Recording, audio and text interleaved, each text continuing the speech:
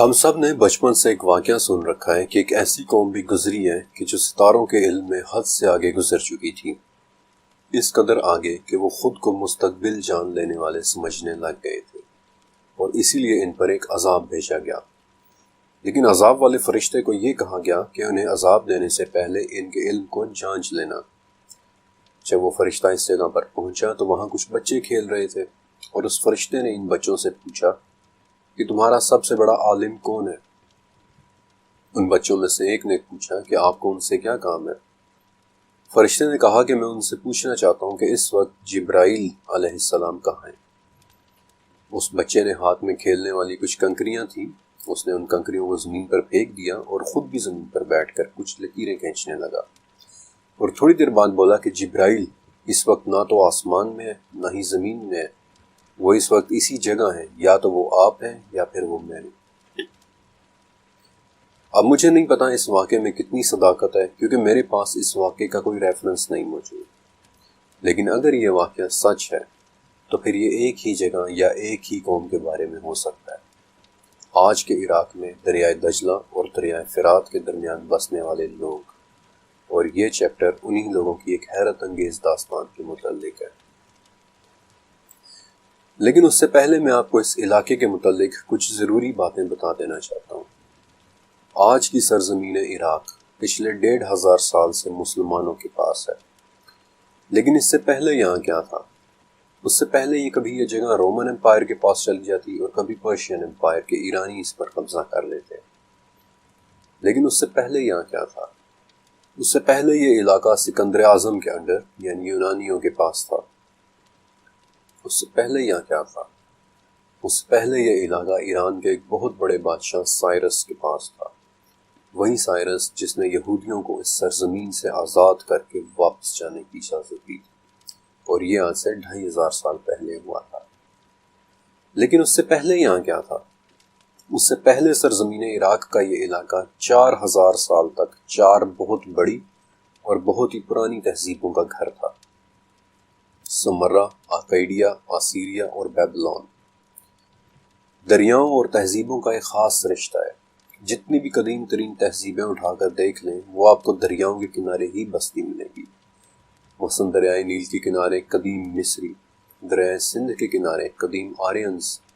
یا چائنا کے yellow river کے کنارے خوان ہو تہذیب۔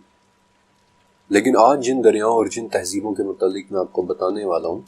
عراق کی تاریخ میں اس جگہ کو ہمیشہ ایک ہی نام سے لکھا گیا ہے: 2 دریاؤں کے درمیان کی سرزمین، بیت النہرین یعنی 2 نہروں کے درمیان، بلاد الرافدین یعنی 2 شاخوں کے درمیان،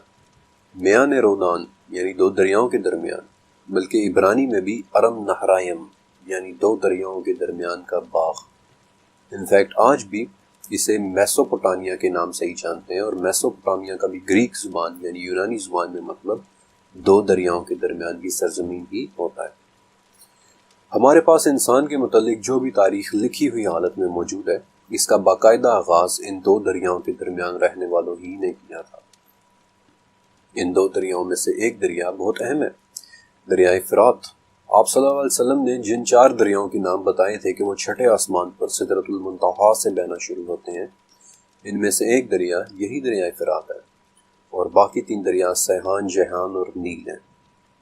فرات وہ دریا ہے جس نے قیامت کی ایک بڑی نشانی کا کردار بھی ادا کرنا ہے کہ اس میں سے سونے کا ایک پہاڑ نکلے گا، اور ہر بندہ اس پہاڑ کے متعلق سن کر اس کی طرف چل پڑے گا اور اس پر لڑے گا، اور اتنی خونریزی سے لڑے گا کہ ہر 100 میں سے 99 لوگ مارے جائیں گے، حالانکہ سبھی سوچ رہے ہوں گے کہ شاید میں بچ جاؤں اور اس سارے سونے کا مالک بن جاؤں۔ اور آپ صلی اللہ علیہ وسلم نے سختی سے منع کیا ہے کہ تم لوگ اس میں سے کچھ بھی مت لینا۔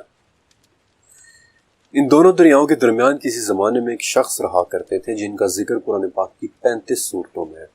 اور جنہیں آج فادر آف 30 نیشنز یعنی 30 اقوام کے والد کہا جاتا ہے۔ سورہ صافات کی آیت 88 اور 89 میں انہوں نے ایک بات کہی، اور ان کی اسی بات سے میں اس چیپٹر کا آغاز کرنا چاہتا ہوں۔ اب ابراہیم نے ایک نگاہ ستاروں کی طرف اٹھائی اور کہہ دیا کہ میں بیمار ہوں۔ کون تھے یہ حضرت ابراہیم علیہ السلام جنہیں سورہ نساء میں اللہ تعالیٰ نے خود اپنا دوست کہا ہے؟ جنہیں 2 مرتبہ یعنی سورہ توبہ اور سورہ ہود میں بہت ہی نرم دل اور تحمل والے کہہ کر بلایا گیا ہے، جو سورہ شعراء کے مطابق کہا کرتے تھے کہ فائدے میں تو وہ ہے جو اپنے رب کے پاس بے عیب دل لے کر جائے گا۔ اور پھر سورہ صافات میں اللہ تعالیٰ نے خود ابراہیم علیہ السلام کے متعلق کہہ دیا کہ وہ اپنے رب کے پاس ایک بے عیب دل لے کر آئے، جن پر اللہ تعالیٰ نے بذات خود سلامتی بھیجی ہے، جن کے متعلق سورہ بقرہ میں اللہ تعالیٰ نے خود بتایا ہے کہ انہیں کئی باتوں سے آزمایا گیا اور انہوں نے سب کو پورا کیا۔ اور سورہ نجم میں اللہ تعالیٰ نے انہیں وعدہ پورا کرنے والا اور وفا والا کہہ کر ان کی تعریف کی، اور یہ وہ نبی تھے جنہیں سورہ انعام کے مطابق اللہ تعالیٰ نے زمین و آسمان کی تمام مخلوقات دکھا دی تاکہ وہ یقین کرنے والوں میں سے ہو جائیں۔ بلکہ اللہ تعالیٰ نے قرآن پاک میں انہیں جو ٹائٹلز دیے ہیں، ان میں سورہ بقرہ میں قوموں کے امام، سورہ حج میں مسلمانوں کے والد، اور 2 جگہ یعنی سورہ نساء اور سورہ مریم میں اللہ تعالیٰ کے چنے ہوئے انسان، جن کے متعلق اللہ تعالیٰ نے خود 6 جگہ پر فرمایا کہ وہ مشرک نہیں تھے۔ تو پھر ایسا کیا تھا کہ سورہ صافات کی 88 نمبر آیت کے مطابق ابراہیم علیہ السلام نے پہلے ستاروں کی طرف دیکھا اور پھر کہہ دیا کہ میں بیمار ہوں؟ یہ آیت دراصل حضرت ابراہیم علیہ السلام کے ایک جھوٹ کے متعلق ہے۔ پوری زندگی میں بولے گئے ان کے صرف 3 جھوٹوں میں سے ایک جھوٹ، اور یہ بات آپ صلی اللہ علیہ وسلم نے ہمیں بتائی ہے کہ ابراہیم علیہ السلام نے زندگی میں صرف 3 جھوٹ بولے، اور ان میں سے ان کا پہلا جھوٹ ان کا ستاروں کی طرف دیکھ کر یہ کہنا تھا کہ میں بیمار ہوں، جبکہ دوسرا یہ کہ چھوٹے بتوں کو توڑنے کا کام اس بڑے بت نے کیا ہے، اور تیسرا ایک بادشاہ کے سامنے یہ بولنا کہ سارا میری بیوی نہیں بلکہ میری بہن ہے۔ لیکن حضرت ابراہیم علیہ السلام کو یہ جھوٹ بولنے کی ضرورت ہی کیوں پڑی؟ اب جو باتیں میں آپ کو اس چیپٹر میں بتانے والا ہوں وہ سب کی سب ہارڈ فیکٹس ہیں،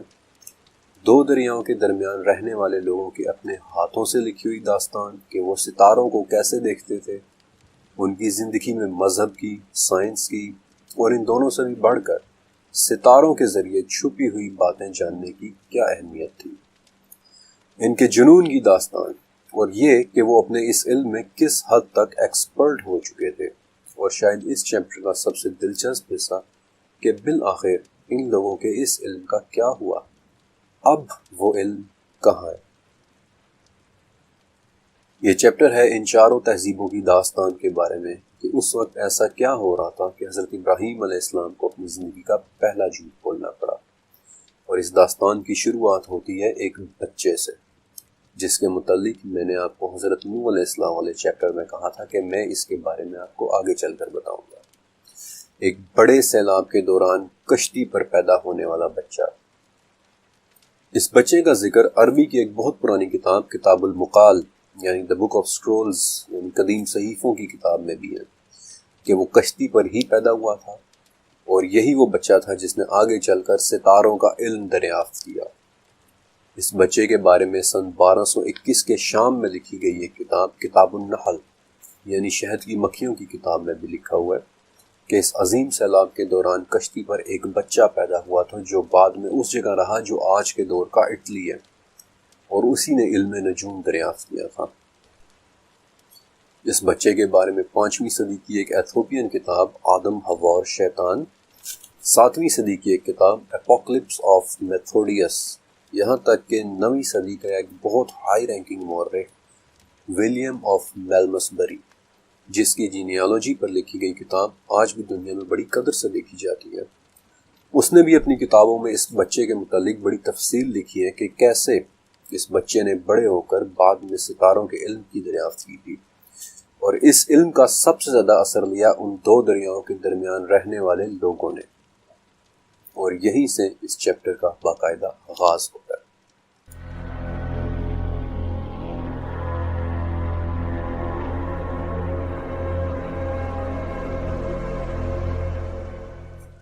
دو دریاؤں کے درمیان شروع ہوئی سب سے پہلی تہذیب سمرا تھی۔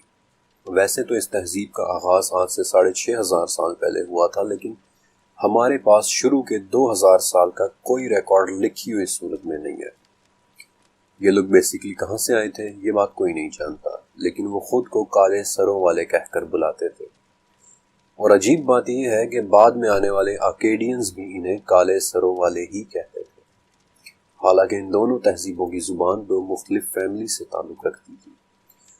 بہرحال اتنا تو میں کہہ ہی سکتا ہوں کہ ان تک آسمانی پیغام ضرور پہنچا، اور ایسا میں اس لیے کہہ رہا ہوں کہ اگر آپ ان کے مذاہب کو اسٹڈی کریں تو آپ کو اس میں ان تمام باتوں کی جھلک نظر آئے گی جو کہ ایک الوہی مذہب کے بنیادی عقائد میں ہوتی ہے۔ مثلا شروع میں صرف ایک خدا تھا، پھر آسمان اور زمین علیحدہ ہوئے، پھر 7 آسمان بنے اور ہر آسمان قیمتی پتھروں سے بنا ہوا ہے، جیسا کہ میں آپ کو پہلے چیپٹر میں بتا چکا ہوں، اور سب سے نیچے والا آسمان ستاروں سے مزین ہے، جبکہ سب سے اونچا آسمان خدا کے رہنے کی جگہ ہے۔ پھر ہوا، بارش اور طوفان بنے، اور پھر انسان بنا، اور جب کوئی مر جاتا ہے تو اس کی روح ایک مخصوص جگہ میں چلی جاتی ہے، جیسا کہ ہم عالم برزخ کے بارے میں پڑھتے ہیں۔ پھر ان کے نزدیک انسان میں سب سے پہلی پیدائش لحم اور لحموں کی ہوئی تھی، جس کا لفظی مطلب مٹی سے بنے ہوئے لوگ تھے، جیسا کہ ہمارا آدم اور حوا کے بارے میں کانسیپٹ ہے۔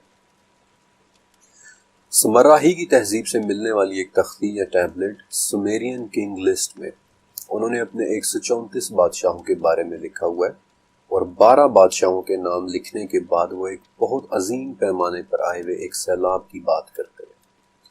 بلکہ نوح علیہ السلام والے چیپٹر ہی کے اندر میں آپ کو باقاعدہ ایک ایسی ٹیبلٹ کے بارے میں بھی بتا چکا ہوں جو بات ہی اس عظیم سیلاب کی کرتی ہے، گلگمیش کی فلڈ ٹیبلٹ، جو اس وقت برٹش میوزیم کے روم 55 میں پڑی ہوئی ہے۔ ان سب باتوں سے اندازہ ہوتا ہے کہ آسمانی پیغام تو ان تک پہنچ چکا تھا، لیکن سمرہ کے شروع کے 2000 سال جن میں یقیناً کچھ نہ کچھ ایسا ہوا ہوگا جس کے بعد انہوں نے سورج، چاند اور ستاروں کو خداؤں سے نسبت دینا شروع کر دی، یہاں تک کہ ہر شہر نے اپنا اپنا خدا بنایا ہوا تھا۔ اور ایک وقت ایسا بھی آیا کہ سمرہ کے بعد دوسری تہذیب آکیڈیا کے پینتھیون میں، یعنی کہ وہ جگہ جہاں وہ اپنے تمام چھوٹے بڑے معبود رکھتے تھے، وہاں 3600 بت موجود تھے، جن میں سب سے بڑا بت اینلل تھا، ایک بہت ہی زیادہ پولیتھیسٹک یعنی ایک سے زیادہ خداؤں کی عبادت کرنے والا معاشرہ، جس میں آسمانوں کا خدا، زمین کا خدا، پانی کا خدا، افزائش نسل کی دیوی، سورج کا دیوتا، انصاف کی دیوی، خوبصورتی کی دیوی انانا اور اشٹر، بلکہ اسی اشٹر کی تو حضرت یوسف علیہ السلام کے زمانے تک بھی عبادت کی جاتی رہی تھی۔ اسی دیوی کا دوسرا نام رات کی رانی بھی تھا۔ یہ لوگ اپنے بتوں کو بہت زیادہ سیریس لیتے تھے، ان کا ٹوٹ جانا یا ڈیمیج ہو جانا ان کے لیے کسی بڑی مصیبت کے آنے سے تعبیر کیا جاتا تھا۔ انفیکٹ آشوریوں کے ایک حملے کے دوران اپنے بتوں کو ٹوٹنے سے بچانے کے لیے ان کا ایک شہزادہ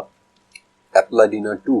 اپنے بتوں کو لے کر جنوب میں موجود دلدلوں کی طرف بھاگ گیا تھا۔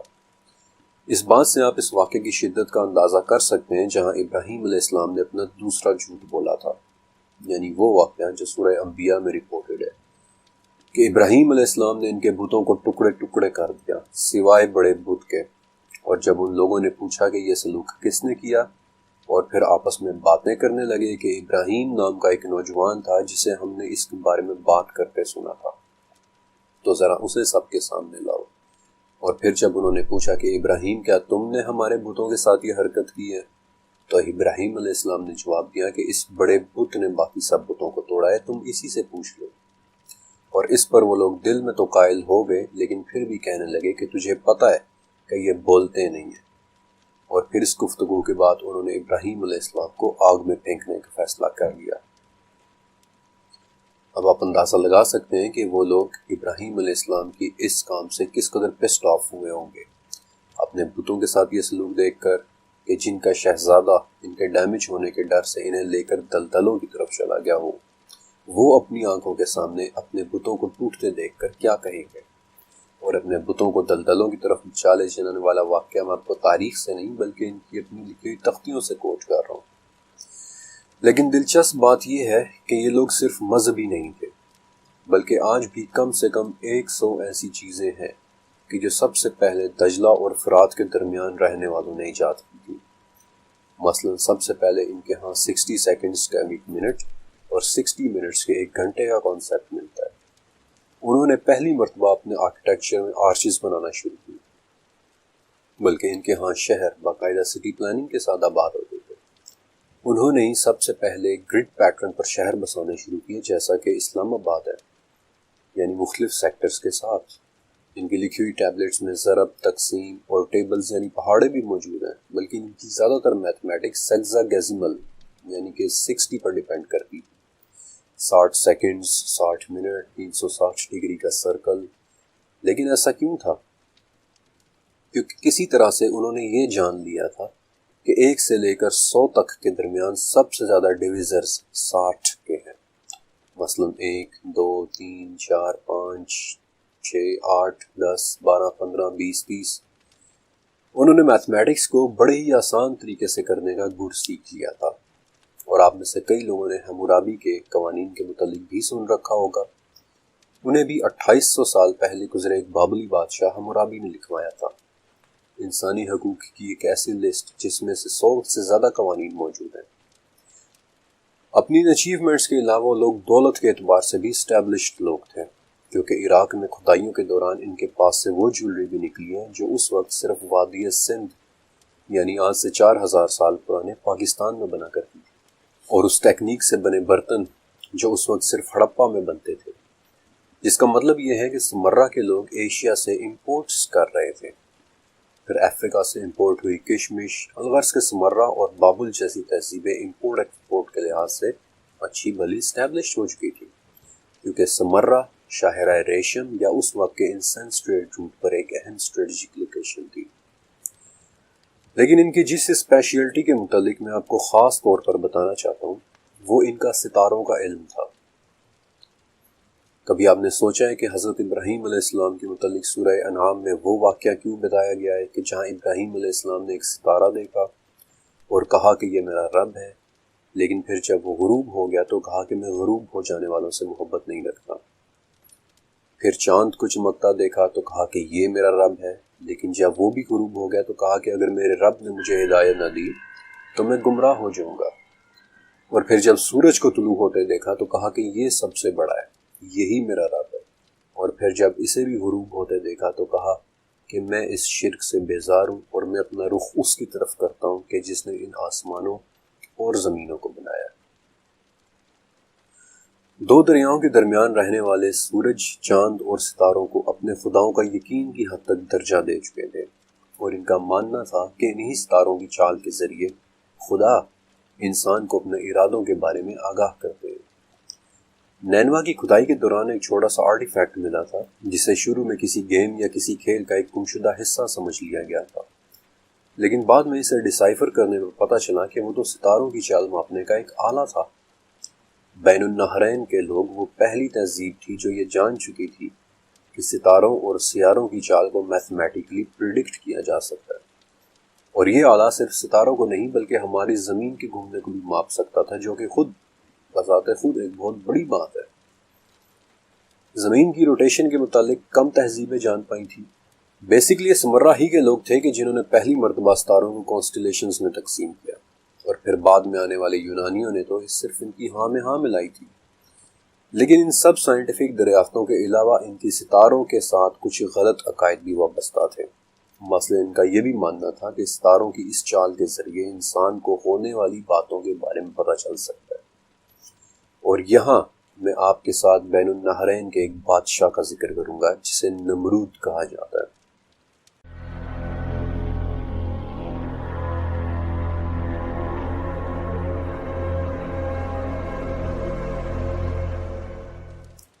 نمرود وہ بادشاہ تھا کہ جسے اس کی ستارہ شناسی اور اس کے نجومیوں نے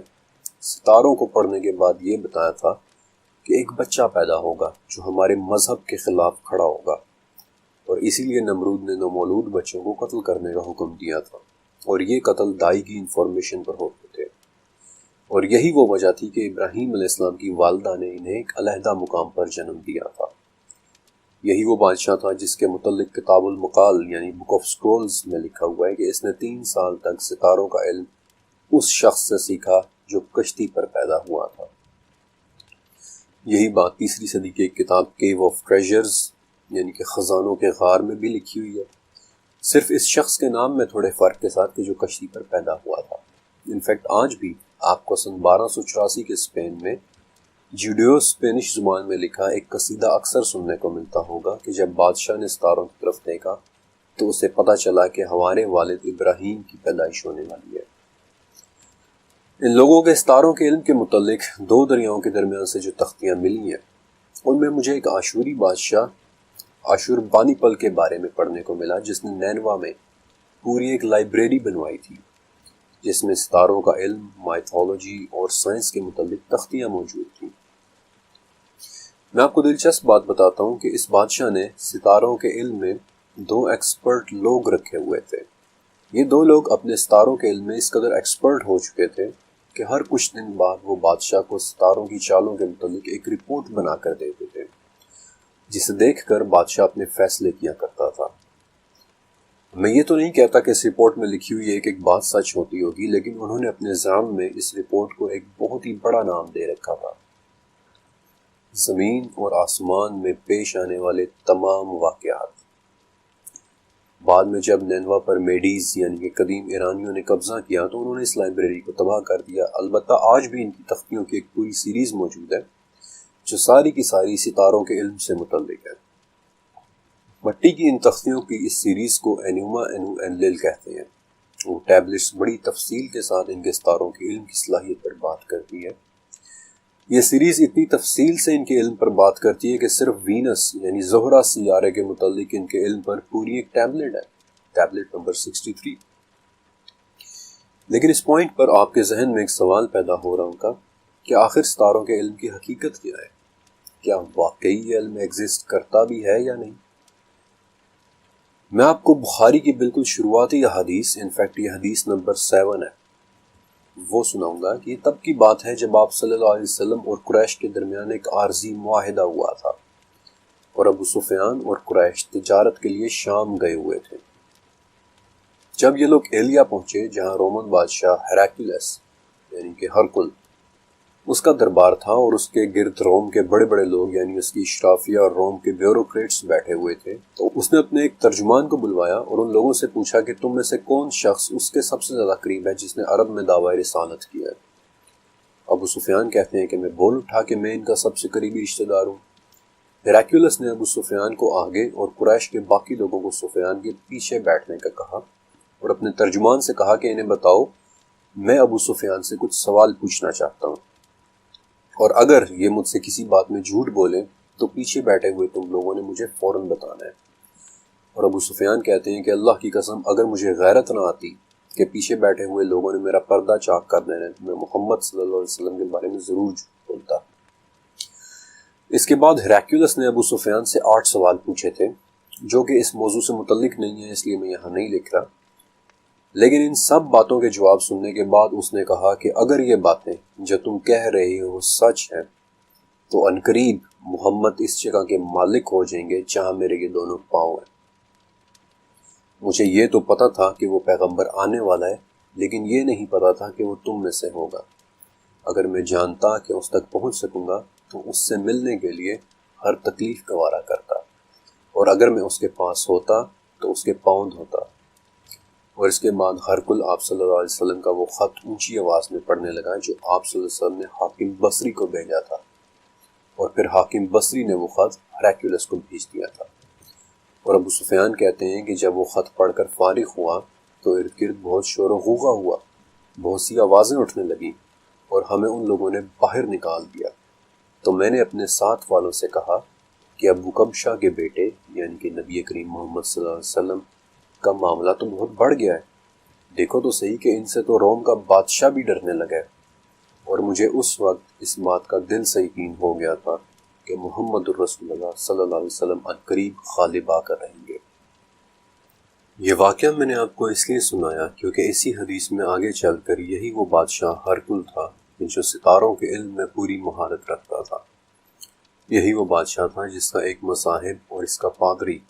کہتا ہے کہ ہرکل جب ایلیا آیا تو ایک دن شدید پریشان تھا، اور جب ہم نے اس سے پوچھا تو اس نے بتایا کہ آج رات میں نے ستاروں پر نظر ڈالی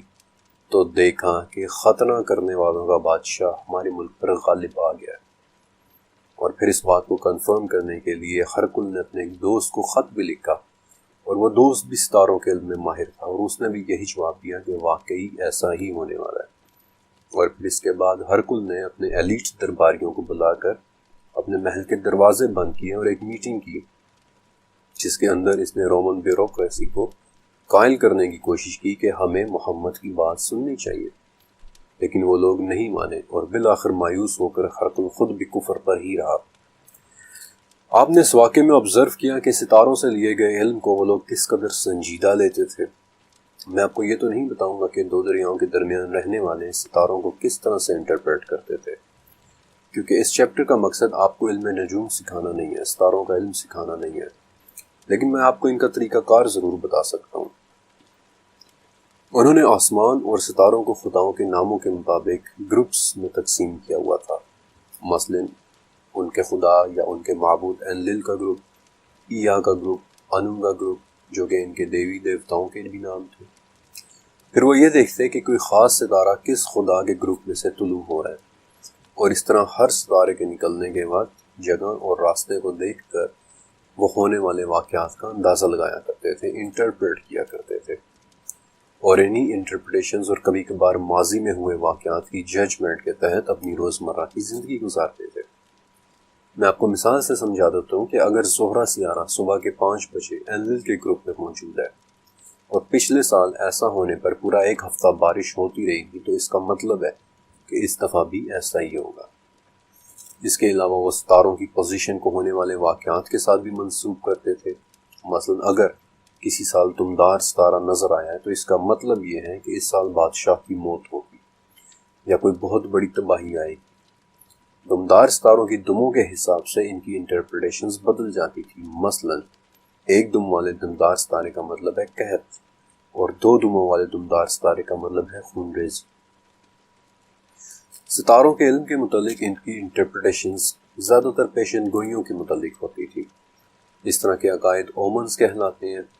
یہ اومنز بائنری فارم میں بھی ہوتے ہیں، یعنی ہاں یا نہ کی صورت میں، مثلا کیا میں اس سال بیمار پڑوں گا، ہاں یا نہ، اور کنڈیشنل سٹیٹمنٹس کی صورت میں بھی، مثلا اگر اس سال فلاں کام ہوا تو پھر فلاں کام بھی ہوگا۔ اور بابلی اور اشوری بادشاہ تو ان اومنز کو اس قدر سیریس لیتے تھے کہ اگر وہ کوئی برا اومن دیکھ لیتے، مثلا اس سال بادشاہ ایک مہمان کے ملنے سے بیمار پڑے گا، تو وہ اپنی حکمرانی وہ اپنی جگہ کسی عارضی بادشاہ کو بٹھا کر کچھ وقت کے لیے تخت ہی چھوڑ دیتے تھے۔ میں نے آپ کو ٹیبلٹس کی سیریز انوما انو انلل کے متعلق بتایا کہ وہ ان کے ستاروں کے علم پر شاید سب سے بڑا خزانہ ہے۔ انوما انو انلل میں 70 ایسی تختیاں ہیں جن پر 7000 قسم کی پیشن گوئیاں لکھی ہوئی ہیں، اور ان 7000 پیشن گوئیوں میں سے میں آپ کو ایک پیشن گوئی پڑھ کر سنا دیتا ہوں کہ اگلے سال کے شروع میں ایک سیلاب آئے گا جو دریا کی باڑ کو توڑ دے گا، اور جب چاند گرہن مکمل ہو جائے تو بادشاہ کو چاہیے کہ وہ مجھے خط لکھے، اور میں ان ٹوٹی ہوئی باڑوں میں سے ایک باڑ کے ذریعے رات کے وقت داخل ہوں گا، اور کسی کو اس بات کا علم نہیں ہوگا۔ آپ نوٹس کر رہے ہیں کہ وہ اپنے اس علم میں خود کو کس قدر کانفیڈنٹ اور پرفیکٹ تصور کرتے تھے۔ انوما انو انلل یعنی اسی سیریز میں 32 ٹیبلٹس ایسی ہیں جن پر آپ کو مختلف قسم کی آسمانی آبزرویشنز ملیں گی۔ ان 32 ٹیبلٹس پر جاپان کی یونیورسٹی آف سکوبا نے بہت کام کیا ہے۔ میں آپ کو ان کی آبزرویشنز پڑھ کر سنا دیتا ہوں کہ آسمان پہلے بہت زیادہ سبز اور پھر بہت زیادہ سرخ ہو گئے۔ اب وہ لوگ ڈیفینیٹلی اورورا لائٹس کے متعلق بات کر رہے تھے کہ جو ہمیں رات کے وقت ناروے کے آسمان میں دیکھنے کو ملتی ہیں، گہرے سبز رنگ کی روشنیاں، کہ جو اتفاق سے میری پسندیدہ ترین نظاروں میں سے ایک ہے، لیکن بین النہرین کے آسمان میں اورورا لائٹس کا نظر آنا ممکن نہیں ہے۔ یقیناً ان لوگوں نے کسی قسم کا جیو میگنیٹک سٹورم آبزرو کیا ہوگا کہ جو آج ہمارے پاس ان ہزاروں سال پرانی ٹیبلٹس میں محفوظ ہے۔